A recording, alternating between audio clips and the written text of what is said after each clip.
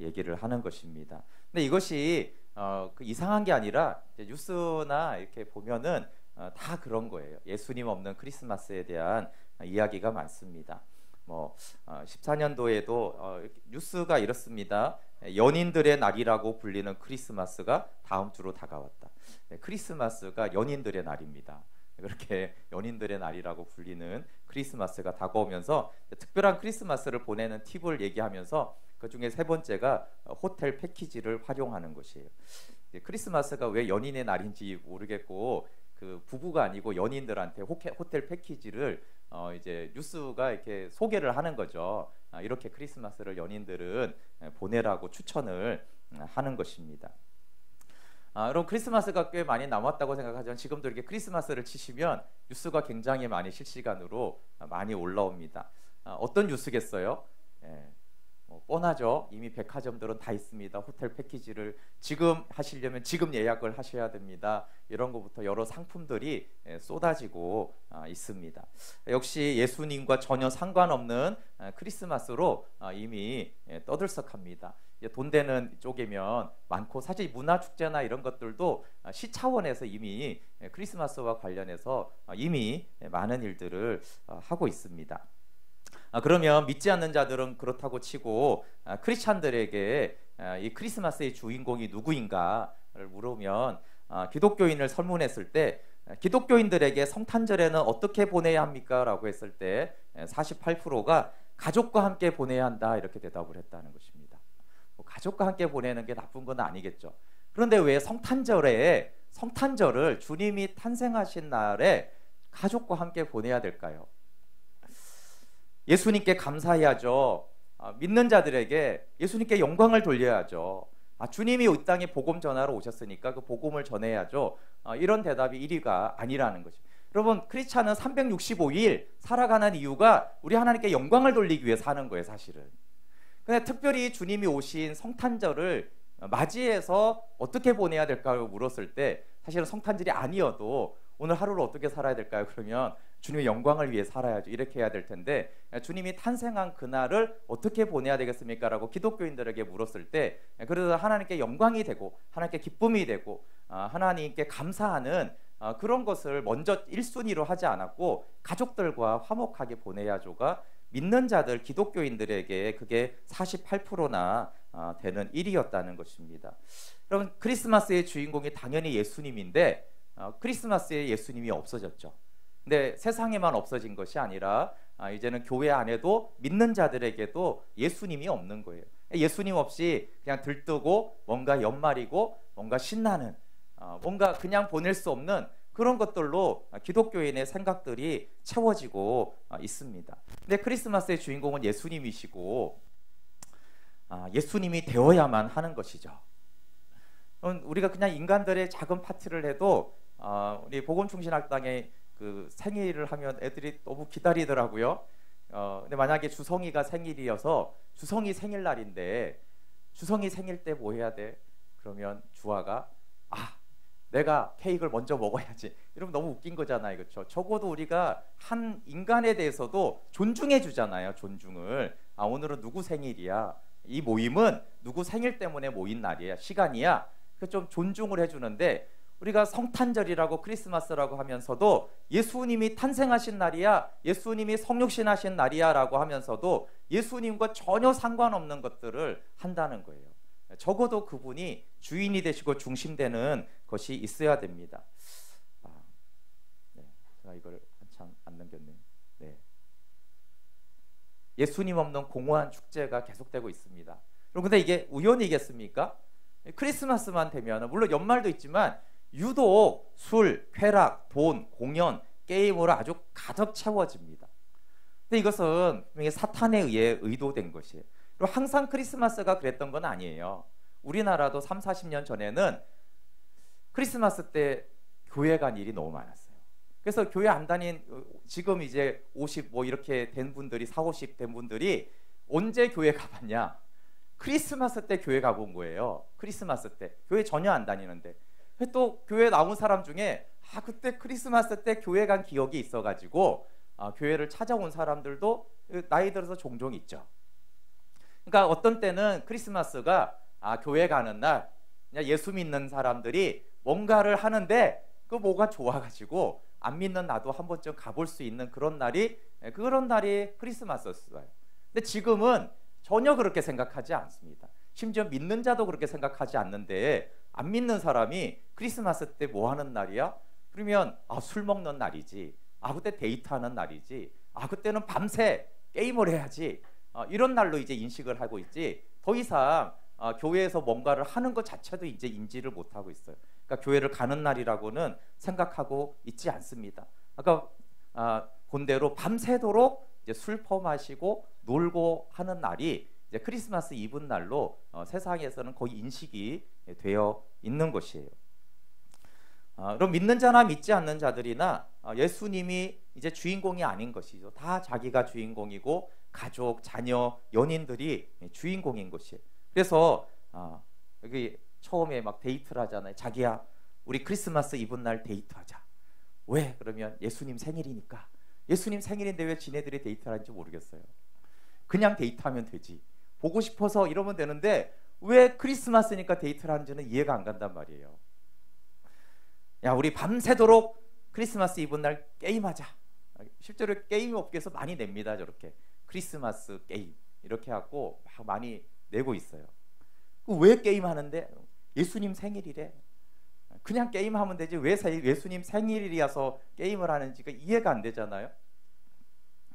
야, 우리 만나서 밤새 좀 술 마시자. 왜? 그러면 예수님 생일이. 야, 크리스마스니까 술 마셔야지. 이렇게 얘기를 하는 것이 사실 논리적으로 생각하면 좀 정신이 이상한 건데, 그렇죠? 그냥 휴일이니까 뭐 밤새 마시자 이럴 수 있는데 사람들이 왜 크리스마스니까 밤새 술을 마시는지 이상한 것이에요. 그리고 야, 선물 안 주냐? 왜? 예수님 생일이잖아. 예수님 생일 예수님이 선물을 받아야지 왜 예수님 생일에 내 선물을 받는지 이해가 안 가는. 여러분 제 생일 때 여러분 선물 받으세요? 안 받으시잖아요. 아니 뭐 저기 김일성도 아니고, 그렇죠? 김일성 생일에는 뭐 좀 주기도 하지만 이해가 안 가는 거예요. 왜 자꾸 예수님이 생일이라고 말하면서 자기가 누리는 즐거움과 쾌락에 그렇게 집중돼 있는지 이해가 안 가는 거예요.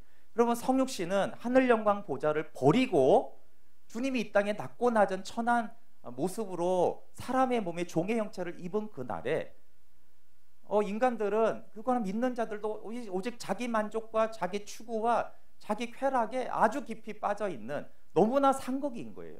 예수님의 성탄과는 완전히 반대되어 있는 어떤 대화나 행위들이 너무나 가득한 것이죠.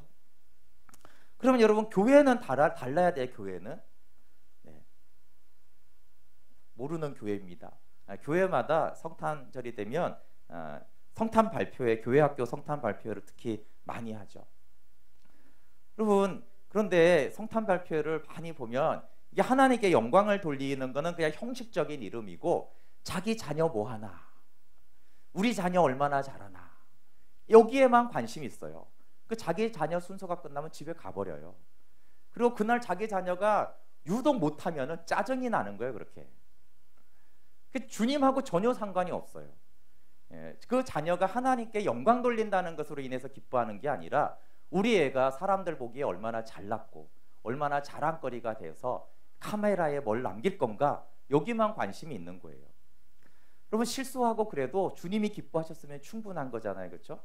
근데 이게 성탄의 기념에서 하는 거라고 하지만 교회 안에서조차도 사실상 예수님은 주인공이 아닌, 그분에게 영광 돌리고 어떻게 하면 그분의 기쁨이 되고 감사한지에 대해서 마음의 초점들이 없는 거예요. 행사 준비에만 너무너무 바쁜 것이죠. 여러분 이 사단의 문화 전략, 이렇게 이미 크리스마스가 문화로 서서히 들어와 가지고요 아주 무섭게 들어오고 있어요. 크리스마스라는 이름으로 만들어진 이 세상 문화가 이제 교회 안까지 들어왔는데 사람들이 인식을 못해요. 이거 아시죠? 개구리가 처음에 한 27도 있으면 아주 좋아하는 온도라고 합니다. 서서히 데우면 여기 개구리 탕이 되죠. 죽습니다. 문화라는 게 그렇게 들어오는 거거든요. 서서히 들어와요. 그래서 인식이 안 되는 어느 사이에 보면은 이미 탕이 돼 있는 거죠. 이미 사탄이 문화를 점령하고 있는 것입니다. 최근에 들어오는 이런 인권이나 문화로 들어오는 지금은 뭐 학생 인권 조례가 이상하다 그러는데 이게 어느 날 이제 한 10년이 자고 문화가 돼버리잖아요. 그게 무서운 것입니다. 문화가 일어나면 이제 법이 만들어져 법도 이제 문화에 영향을 끼치지만 사실상 사람들에게는 법보다 문화가 더 큰 영향을 미치고 있는 것이에요.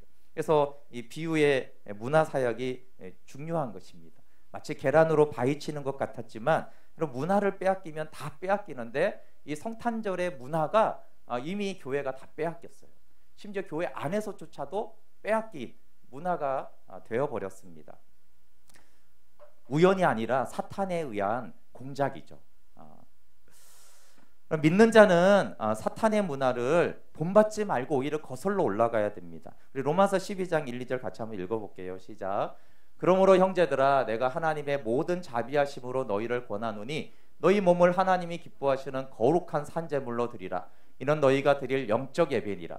너희는 이 세대를 본받지 말고 오직 마음을 새롭게 함으로 변화를 받아 하나님의 선하시고 기뻐하시고 온전하신 뜻이 무엇인지 분별하도록 하라. 그럼 우리 몸을 하나님께 드리는데 어떻게 드려야 되냐 하면은 이 세대를 본받지 말아야 돼요.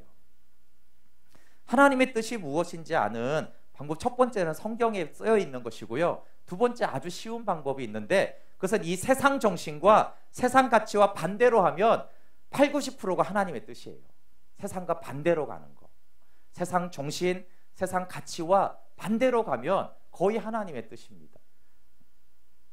여러분 살아있는 물고기는 물론 필요하면 거슬러 내려갈 수도 있지만 거슬러 올라갈 수 있는 힘이 있는 거예요. 살아있는 크리스찬이라면 이 세대를 거슬릴 수 있어야 되는 것이죠. 이것이 하나님의 나라와 반대되는 문화라면 과감히 거슬러 올라갈 수 있어야 되고 그것을 인지가 돼야 되는 것이죠. 근데 죽은 물고기는 이 문화가 무엇인지도 모르고 그냥 흘러가는 대로 따라가고 그래서 세상 풍조를 따르고 그럼 세상 풍조를 따르는 것은 공중의 권세 잡은 자 사탄을 추종하는 거예요. 하나님의 뜻은 크리스마스의 주인공이 예수님이었고 그 예수님이 영광을 받으시고 그 예수님이 전해지는 것입니다. 그래서 여러분 크리스마스를 어떻게 보내야 되는가? 물론 우리 개인적으로 감사하지만 하나님이 이 세대에 이 크리스마스를 향한 하나님의 나라가 어디에 있습니까? 그 나라를 찾아야 되고 그 주님이 전해져야 하는 것입니다. 이 크리스마스 문화와 이 사탄이 말하는 땅의 복음은 굉장히 깊은 연관이 돼 있어요. 크리스마스 때 사람들이 추구하는 것을 보면은 이 인간이 무엇을 원하고 사탄이 어떤 것을 좋은 소식이라고 가르친 것을 알 수가 있습니다. 여러분 땅의 복음은 첫 번째 이 소원 성취형 기쁜 소식이 있어요. 복음이 이제 기쁜 소식이잖아요. 그런데 유사 기쁜 소식이 있는데 그것은 소원 성취형 기쁜 소식이 있는 거예요. 우리가 소원이 있죠. 이뻐지고 싶어, 멋있어지고 싶어, 날씬해지고 싶어, 권력을 가지고 싶어, 돈을 더 가지고 싶어, 인정받고 싶어, 이런 학벌을 공부 잘하고 싶어, 이런 소원 성취형 기쁜 소식이 있는 거예요. 우리 기도의 대부분을 차지할 수 있는 것이죠. 근데 부자가 행복하지 않은 걸 알면서도 부자는 행복하다고 믿는 세상의 가치가 들어와 있어서 그렇습니다. 두 번째 유사한 기쁜 소식은 뭐냐면 문제 해결형 기쁜 소식이에요. 건강해야죠. 사업에 문제 있으면 사업 문제가 해결이 돼야 되고 부부관계, 자식관계, 친구관계 해결하는 거, 문제가 있는 거 해결하는 거, 얽매였던 것들을 해결하고 싶은 것이죠. 그래서 이 세상은 온통 이 두 가지를 기쁜 소식이라고 생각하는 거예요. 사람들이 왜 열심히 삽니까? 무엇을 위해서 노력하고 있습니까? 그게 회사든 공부든 무슨 심리학적인 노력이든 인문학 책을 보는 것도 거의 이 두 가지를 해결하는 거예요. 그러면 사람들은 왜 종교를 가집니까? 왜 이 과학시대에 여전히 무속신앙이 무당들이 그렇게 많습니까? 왜냐하면 이 두 가지 때문에 그래요. 그래서 인간들이 종교성이 있는 거는 그 신을 사랑하는 게 아니고요. 그 신이 이 두 가지를 성취하는 데 도와준다고 하니까 신을 찾는 것이죠. 여러분 불교나 무속이나 이 모든 종교의 안에서 이 두 가지를 복음이라고 가르치는 내용이 있고 사람들은 이 두 가지를 복음이라고 생각을 하는 것이에요. 그래서 그걸 추구하고 그걸 기도합니다. 근데 안타까운 것은 예수님을 믿는 사람들도 이 두 가지로 하나님이 날 사랑한다, 안 사랑한다, 하나님이 살아계시다, 안 살아계시다를 확인하려고 하는 거예요. 하나님이 내 문제 해결 소원 성취를 해주면 하나님 날 사랑하는 것이고, 하나님 내 문제 해결과 소원 성취를 잘 안 이루어주시면 하나님 날 사랑하지 않나 봐 라고 하고, 이 두 가지가 안 이루어지면 하나님 살아계신가 의심하는 것이에요. 이게 좀 이루어지면 역시 하나님 살아계시지.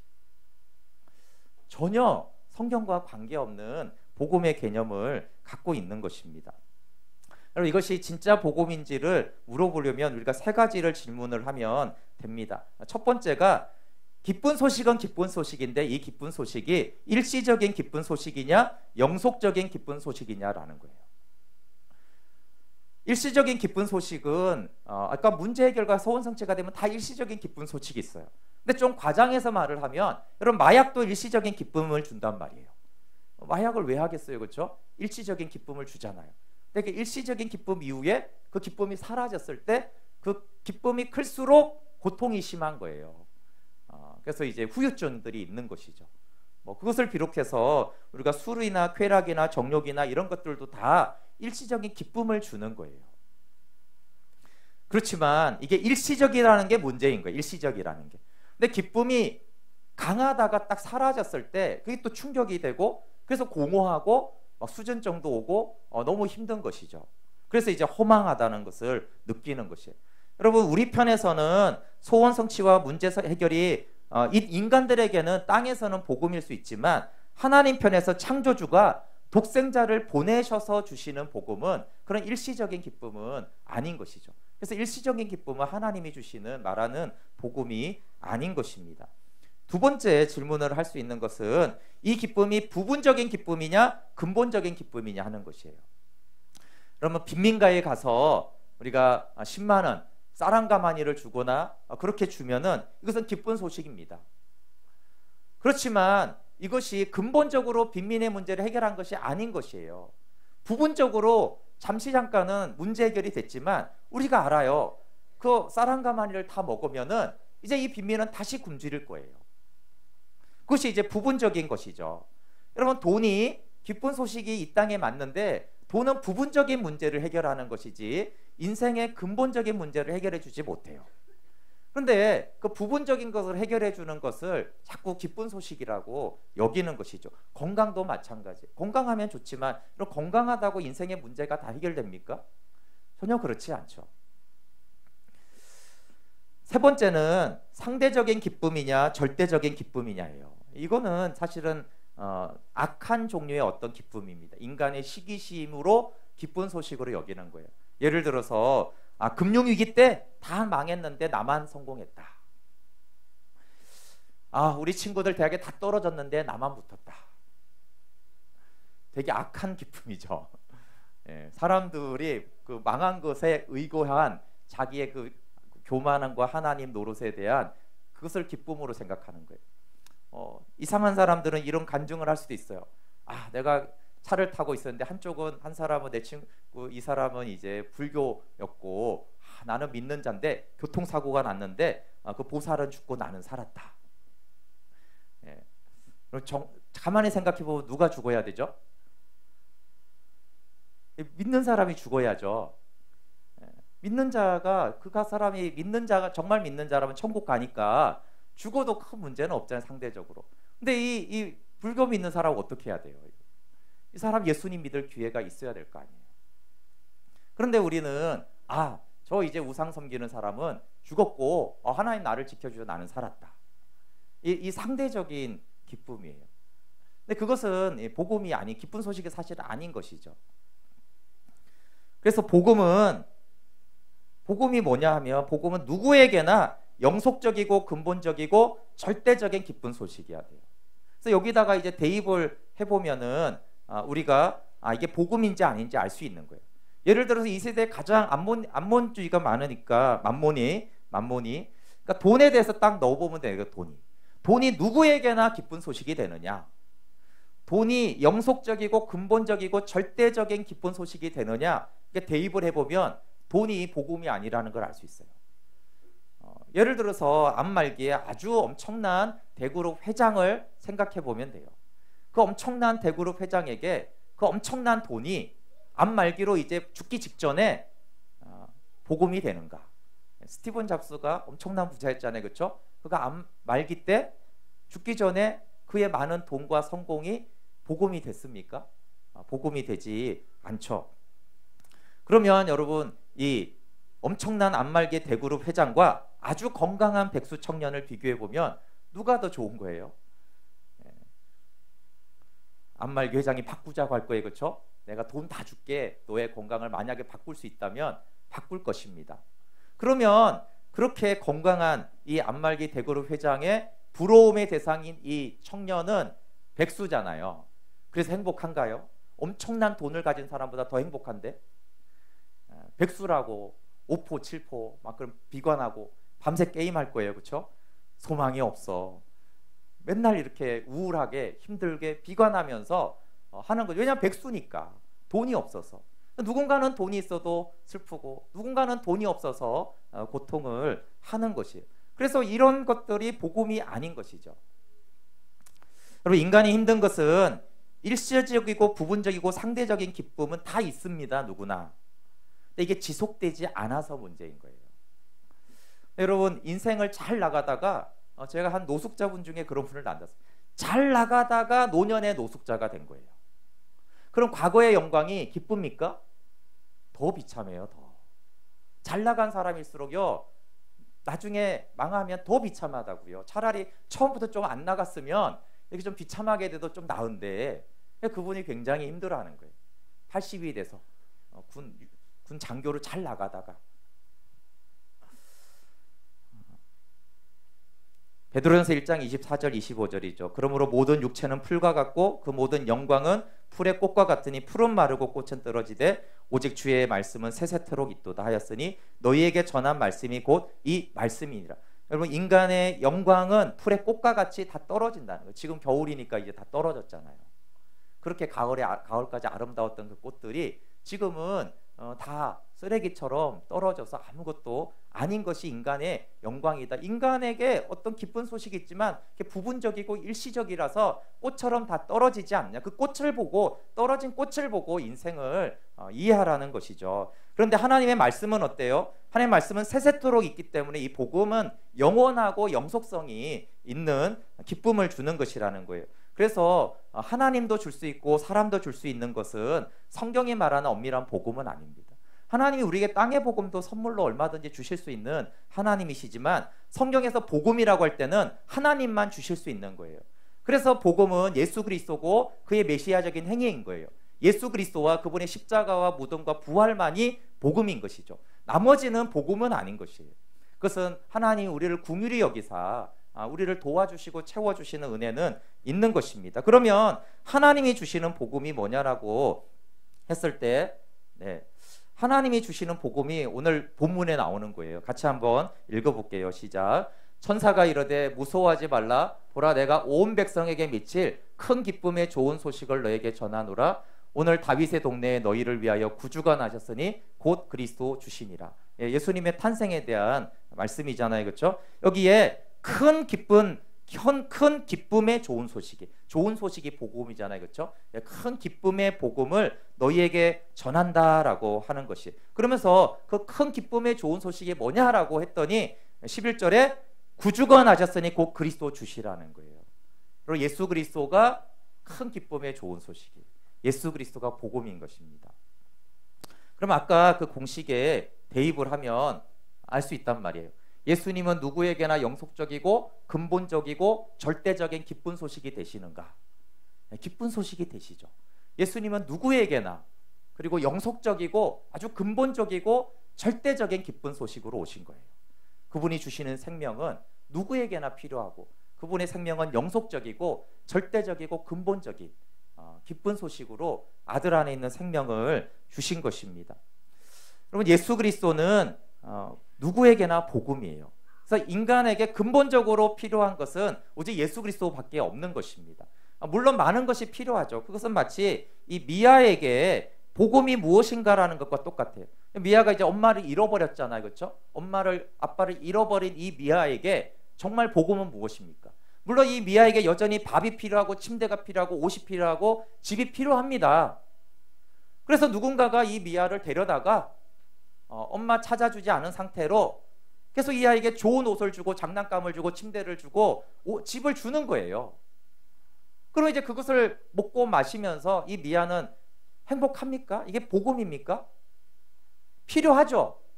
엄마도 잃었는데 배까지 고프다. 엄마도 잃었는데 옷도 없다. 그럼 더 비참해진 건 맞죠. 그렇지만 여러분, 이 미아에게 이런 모든 것을 누군가가 다 해줘도, 고아원에 데려가서 아무리 극진하게 복지가 잘 돼도 이 미아는 복음이 없는 거예요. 잃어버렸기 때문에 그래요, 엄마를.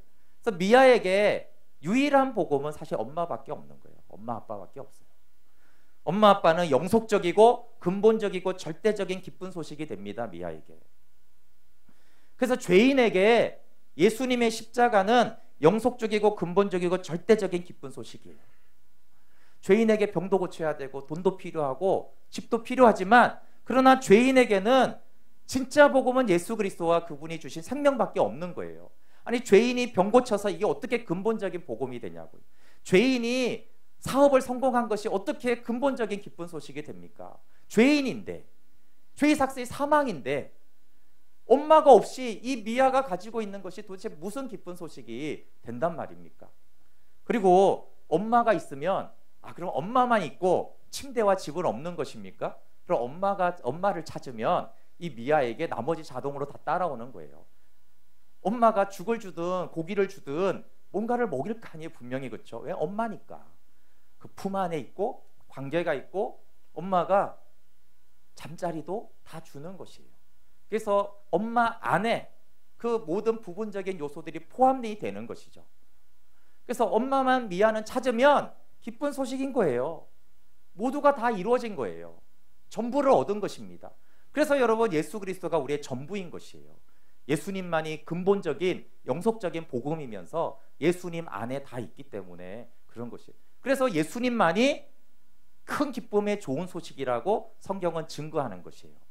하나님이 돈을 주실 때도 있고 물고기를 잡아줄 때도 있고 치유를 해줄 때도 있지만 그것이 기쁜 소식이라고 하진 않았어요. 그럼 이 성탄절에 생명을 주러 예수님이 오셨어요. 예수님이 오신 목적은 아주 분명합니다. 우리 누가복음에 한번 같이 읽어볼게요. 시작. 예수께서 이르시되 내가 다른 동네들에서도 하나님의 나라 복음을 전하여야 하리니 나는 이 일을 위해 보내심을 받았노라 하시고, 예수님의 사명 선언문이 예수님이 오신 목적을 분명히 했습니다. 그것이 이제 성탄절이 생긴 것이죠. 예수님이 성육신하실 목적도 이 하나님 나라 복음을 전하기 위해서 오셨습니다. 그리고 그러면 우리는 성탄의 밤과 크리스마스 때 무엇을 해야겠습니까? 하나님 나라 복음을 전하는 것이죠. 예수 그리스도가 복음이라고, 예수님만이 복음이라고 우리가 전하는 것이 성탄절을 보내는 정상적인 그리스도인의 모습입니다. 그래서 성탄의 밤이, 저희가 크리스마스 이브의 날에 성탄의 밤의 시간을 가지는데, 형식적으로 우리가 소그룹별로 준비해서 발표를 하는데, 이게 장기자랑이 아닌 것을 국민 여러분 꼭 알아주시기 바랍니다. 이게 경연대회 하는 게 아니에요. 누가 잘하나 점수 매겨가지고 경연대회 하고 내가 인기 짱이지 이렇게 하기 위해서 하는 것이 아니라는 것이에요. 주인공은 우리가 아닌 것입니다. 주인공은. 근데 교회 안팎에서 자꾸 주인공이 전복되는 것이 너무나 안타까운 일이에요. 여러분, 주님의 그 성육신을 감사하고 예수님을 자랑하고 예수님을 높이는 그런 날입니다. 그리고 예수님이 오신 목적대로 잃어버린 영혼이 예수님을 알도록 초청하고 소개하는 시간입니다. 여러분, 그래서 이 가족들 또 주변에 성탄의 밤에 초대할 찾는 이를 정하고 기도하며 초청하면 좋겠습니다. 찾는 이는 뭐냐 하면, 불신자 이러면 뭔가 좀 어감이 안 좋잖아요. 그렇죠? 그래서 찾은 이, 예수님을 이미 찾은 사람, 찾은 이. 그리고 찾는 이가 있어요. 앞으로 예수님을 찾아야 될 사람, 찾고 있는 사람, 찾는 이가 주변에 보시면 있습니다. 그들을 찾고 기도하고 섬기기를 바랍니다. 구체적으로 사랑하고 섬기세요. 예수님이 우리를 찾아오신 것처럼 찾아가야 되죠. 꼭 발걸음만 말하는 것이 아니라 가족이어도 찾아가야 되죠. 옆에 맨날 살아도 안 찾아가잖아요, 그렇죠? 마음으로, 대화로, 겸손으로 찾아가십시오. 그리고 구체적으로 재정을 사용해서 사랑하고 섬기시길 바래요. 저희가 올 추수감사절 때 이렇게 헌금해도 되고 이웃들에게 좀 나눠도 된다라고 했는데 저희가 그걸 넘어갔어요. 그래서 여러분 성탄절 헌금을 미리 작정하셔도 돼요, 오늘. 그리고 뭘 헌금하셔도 되지만 그 성탄 헌금을 그 한 영혼의 구원을 위해 여러분이 전도비로 집행을 하셔도 됩니다. 하나님 앞에서 하나님 한 영혼을, 교회가 전도비를 쓸 수 있잖아요, 그렇죠? 이것처럼 그걸 가지고 영혼 구원을 위해서 그것으로 섬기고 사랑하고 마음으로 그렇게 하시고, 또 12월 한 달 동안 기도하시고 특세가 한 주 동안 짧지만 그 영혼 구원을 위해서 기도하시면 좋겠어요. 그것이 예수님이 기뻐하시는 성탄절이 될 것이기 때문입니다. 여러분, 찾는 이 모압을 향한 하나님의 사랑이 있습니다. 예레미야 본문을 제가 계속 묵상하는데 여러분, 예수님을 믿지 않으면 공의로 심판을 받습니다. 하나님 공의롭기 때문에 예수님을 믿지 않으면 하나님은 그들 공의로 심판하셔서 지옥을 보내실 수밖에 없는 것이에요. 그래서 이 모압은 우상 숭배하고 아주 지독한 심판을 받죠. 지독한 교만이 있었고 우상 숭배가 가득했습니다. 그러니까 심판받아 마땅한데, 그래서 하나님 심판하시면서도 하나님이 이들을 위해 울며 부르짖고 탄식을 했습니다. 우리 한번 같이 읽어볼게요. 예레미야 48장 31절 시작. 그러므로 내가 모압을 위하여 울며 온 모압을 위하여 부르짖으리니 무리가 길 헤레스 사람을 위하여 신음하리로다. 36절 시작. 그러므로 나의 마음이 모압을 위하여 피리같이 소리내며 나의 마음이 길 헤레스 사람들을 위하여 피리같이 소리내나니 이는 그가 모은 재물이 없어졌습니다. 네, 피리 소리 같다는 건 탄식을 말해요. 장례식 때 탄식하는 그 소리를. 그럼 모압은 하나님도 모르고 교만하고 우상을 숭배했고 죄악에 빠졌으니 심판이 마땅합니다. 근데 심판하시면서 하나님의 마음은 모압을 위해서 울며 부르짖으며 탄식을 하는 것이에요. 네, 에스겔서 18장 23절에 이 하나님의 마음을 또 표현하고 있어요. 같이 읽어볼게요. 시작. 주 여호와의 말씀이라. 내가 어찌 악인이 죽는 것을 조금인들 기뻐하랴. 그가 돌이켜 그 길에서 떠나 사는 것을 어찌 기뻐하지 아니하겠느냐. 하나님은 공의대로 악인을 심판하지만 그렇다고 악인이 죽는 것을 전혀 기뻐하지 않으세요. 그것을 위해서 예수님이 하늘 영광 보좌를 버리고 이 땅에 오셔서 우리의 죄를 담당하셔서 십자가의 고난의 길을 가셨지 않습니까? 그런데 하나님은 정말 이런 마음 사랑하는구나, 그렇게 끝나지 않고요. 성경에는 이 하나님의 마음을 따라서 하나님의 백성에게 사명을 지워줬어요. 에스겔서 33장 7절부터 9절 말씀입니다. 한번 같이 읽어보겠습니다. 시작. 인자야, 내가 너를 이스라엘 족속의 파수꾼으로 삼음이 이와 같으니라. 그런즉 너는 내 입의 말을 듣고 나를 대신하여 그들에게 경고할지어다. 가령 내가 악인에게 이르기를 악인이 너는 반드시 죽으리라 하였다 하자 내가 그 악인에게 말로 경고하여 그의 길에서 떠나게 하지 아니하면 그 악인은 자기 죄악으로 말미암아 죽으려니와 내가 그의 피를 내 손에서 찾으리라. 그러나 너는 악인에게 경고하여 돌이켜 그의 길에서 떠나라고 하되 그가 돌이켜 그의 길에서 떠나지 아니하면 그는 자기 죄악으로 말미암아 죽으려니와 너는 내 생명을 보존하리라. 아멘. 우리 하나님이 나를 대신해서 그들에게 경고의 말을 전해야 된다는 거예요. 나를 대신해서. 그럼 그래서 하나님은 우리에게 하나님을 대신해서 복음을 전할, 예수 그리스도를 소개하고 전할 사명을 주신 것이에요. 근데 여기에 결과가 상관없다고 주님 말씀하세요. 그가 경고를 받아들였냐 안 받아들였냐는 아무 상관이 없다. 다만 네가 전하지 않아서 그가 심판을 받는다면 나는 책임을 너한테 물을 것이고, 근데 네가 전했는데 그들이 믿지 않았다라면 그것은 상관이 없다라고 하는 거예요. 여러분, 복음을 전하는 것은 결과주의를 말하는 것이 아니에요. 내가 몇 명을 초청했니, 전도했니, 복음을 영접했니, 이것은 우리의 영역이 전혀 아닌 것이에요. 하나님 그걸 묻지 않고 책임도 주지 않아서. 그러나 하나님은 너희가 심판을 알고 죄의 삭시 사망인 걸 알고 복음을 아는데도 불구하고 너희가 이것을 전하지 않는다라면 그래서 그들이 지옥에 가고 심판을 받는 나는 너희에게 책임을 묻겠다라는 거예요. 그래서 우리에게는 전할 책임이 있는 것이에요. 결과를 만드는 책임은 우리에게 속하지 않았어요. 그래서 여러분 결과주의로 복음을 전하고 하나님의 사랑을 전하라는 것이 아니에요. 그러나 과정은 분명히 있어야 돼요. 하나님이 가족에게 내 주변에게 친구들에게 나를 만나게 했는데 그가 모른다면 어떤 방식으로든 직접 전할 수도 있고 간접 전할 수도 있지만 어떻게든 하나님의 사랑과 복음을 전해야 되는 것이에요. 전하지 않으면 하나님이 나한테 책임을 묻는 것입니다. 그래서 여러분 성탄의 밤 때 사람들을 좀 초청하세요. 이런 거는 결과주의를 말하는 것이 아니에요. 초청이 되든 안 되든 상관없어요. 그러나 크리스마스는 예수님이 탄생한 날이고 그것을 감사하고 알리는 성탄의 밤을 하는데 교회를 같이 가자고 아니면 직접적으로 복음을 전할 수도 있는 것입니다. 결과하고 상관없이 우리는 예수 그리스도를 소개하고 전할 복음을 전할 의무가 있습니다. 그리고 저희가 성탄의 밤 때에 초청하고 물론 하나님께 감사도 하지만 그들에게 짧게라도 복음을 전하는 것은 결과 때문이 아니에요. 단 한 사람이 올지라도 아무도 안 믿을 수 있죠, 그렇죠? 그렇지만 우리는 전할 의무가 있는 것이에요. 하나님이 우리에게 하라고 했기 때문에 그렇습니다. 당연히 거듭나고 예수를 믿고 기대하는 마음으로 하지만 결과주의가 아니라 성과주의가 아니라 하나님이 왜 이 땅에 오셨는가?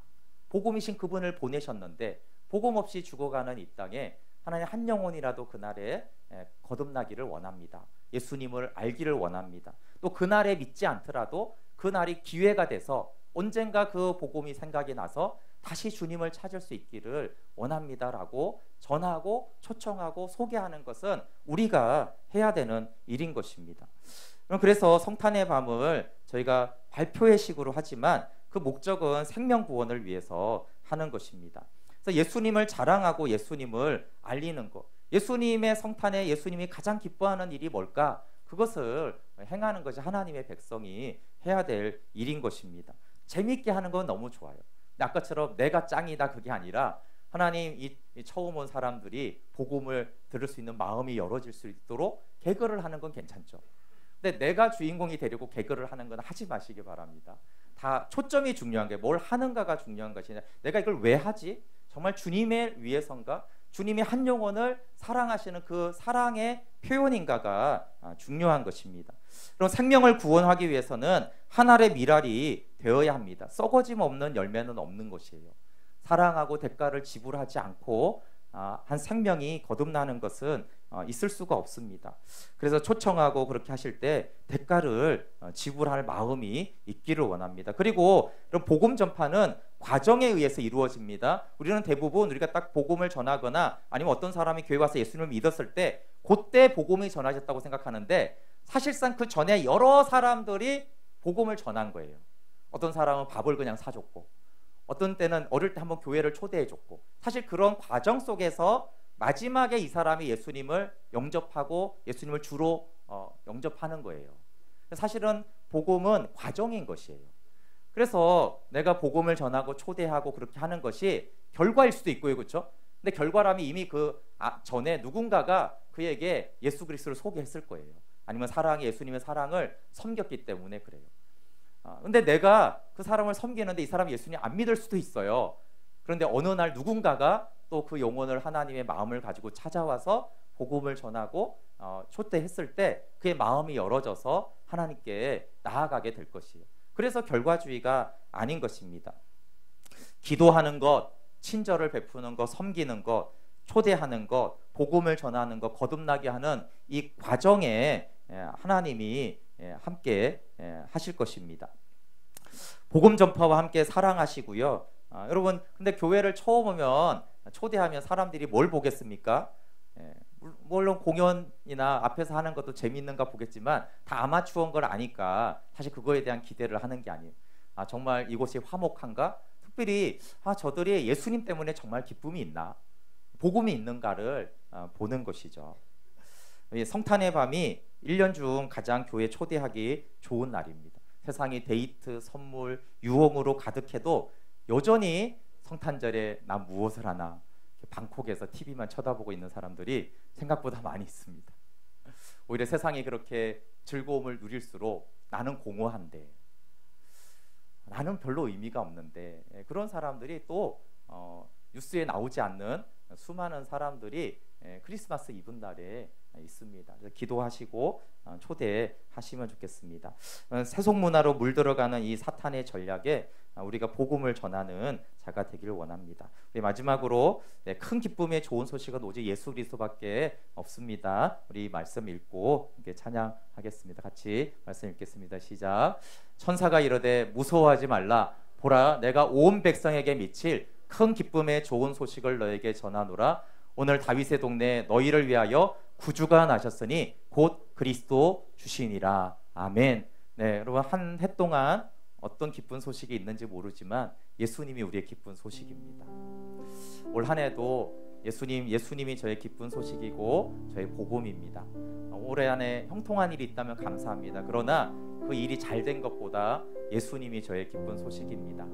그렇게 고백하고 또 하나 이 기쁜 소식 전하게 하시고 나누게 하여 주시고, 모압을 향한 주님의 사랑을 제 마음에 새기고 하나 영혼을 사랑하는 마음으로 구원에 동참하게 하여 주십시오. 네, 그런 마음으로 우리 매일 스치는 사람들, 좀 모르는 분들도 있지만 함께 주님의 마음을 품고 찬양하고 기도하겠습니다.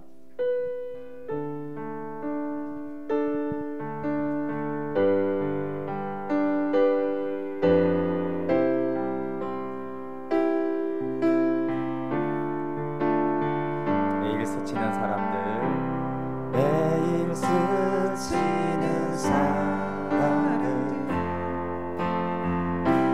내게 무엇 원하나. 공허한 그 눈빛을 무엇으로 채우나. 모두 자기 고통과 두려움 가득 감춰진 울음소리, 주님 들으시네.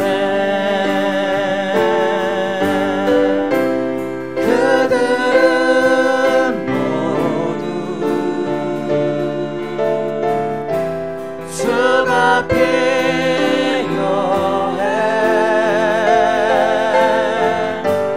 깨지고 상한 마음 주가 여시네. 그들은 모두 주가 필요해.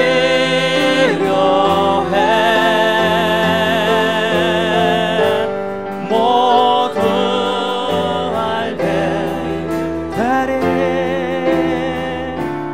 사랑의 주님. 캄캄한 세상에서 캄캄한 세상에서 빛으로 부름하나. 잃어버린 자들과 나누라고 하시네. 주의 사랑으로만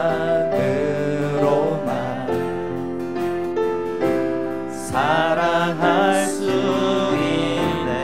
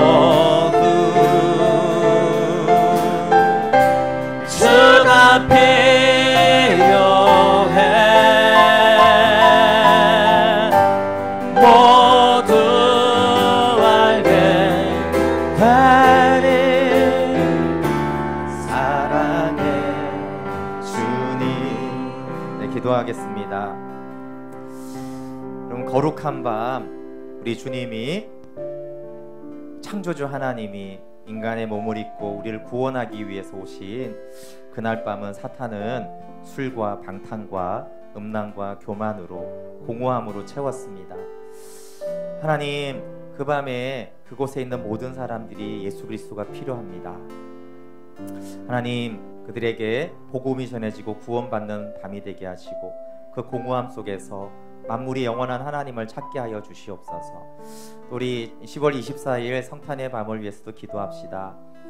여러분, 말씀을 들으며 또 찬양하며 찾느니 그 영혼을 생각나게 하셨다면 하나님 마음 품게 하시고, 하나님, 저는 잘 복음 전하지 못하지만 그럼에도 불구하고 주님의 이 복음이 전해져야 하기 때문에 제게 가족이든 이웃이든 친척이든 주님 복음을 전할 영혼을 향한 사랑을 주시고 하나님 그 사랑으로 섬기며 전할 수 있는 은혜를 주시옵소서. 우리 영혼 구원을 위해서 함께 같이 기도하도록 하겠습니다. 성탄을 밤을 위해서 기도하겠습니다. 하나님, 정말 주님이 오신 이 구원을 위해 오신 이 놀라운 은혜의 밤, 하나님 성육신 하셔서 종의 형체를 가져오셔서 우리의 죄를 담당하기 위해서 임마누엘로 우리 주님이 오신 하나님 크리스마스와 이브날, 하나님 참 사탄이 몸과 술과 쾌락과 자기 만족과 자기 추구와 공허와 허탄함으로 채워지고 있습니다. 그러나 우리 주님 하늘 문을 여시고 이곳에 오신 우리 주님이 성령 안에서 다시 하나님이 크리스마스 문화를 다시 하나님의 나라로 구속하여 주시고, 하나님 그들의 그 공허함 속에서 오히려 주 하나님을 찾게 하시고, 그 공허한 밤에 하나님 이 땅에 오신 예수 그리스도를 생각하고 하나님 주의 전을 찾도록 인도하여 주시옵소서.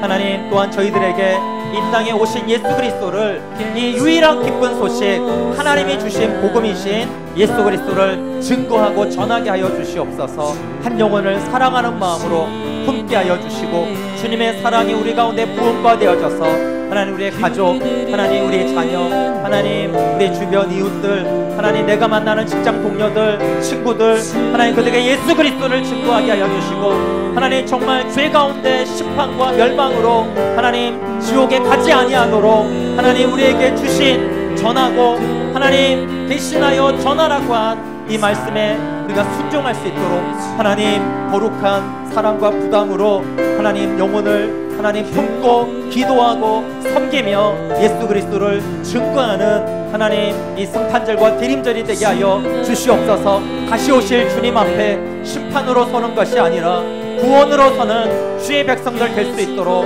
하나님 함께하여 주시옵소서. 하나님 한 영혼의 구원을 위해서 하나님 이 땅에 오신 주님의 마음으로 저희가 함께하기를 원합니다. 성탄의 밤에 하나님 많은 영혼들 주님 보내주시고 그들에게 복음이 심겨지고 그들 안에 예수님의 사랑이 싹트고 하나님 그 공허함, 하나님 그 영혼의 빈 곳을 우리 주님의 생명과 사랑과 은혜로 채워질 수 있도록 함께하여 주시옵소서. 오 하나님, 하나님의 사랑이 우리를 통해서 흘러갈 때 성령님 역사하여 주시고 함께하여 주시옵소서. 하나님, 하나님의 사랑이 창조주 하나님이 이 땅에 오심으로 나타났습니다. 그리고 십자가에서 확증되었습니다. 하나님, 우리가 연약합니다. 우리의 삶도 부족합니다. 내 삶 하나로만도 때로는 벅찹니다. 그러나 하나님, 잃어버린 영혼을 향한 찾는 이가 하나님을 찾아야 하고 예수 그리스도를 만나야 하고, 우리도 그런 자였는데 누군가가 복음을 전하고, 특별히 한국교회 하나님 정말 흑암의 땅에 선교사들이 와서 하나님 그 자녀들이 때로는 어릴 때 풍토병에 죽어가면서도 복음을 전하는 것을 놓치지 않아 우리가 여기에 있습니다.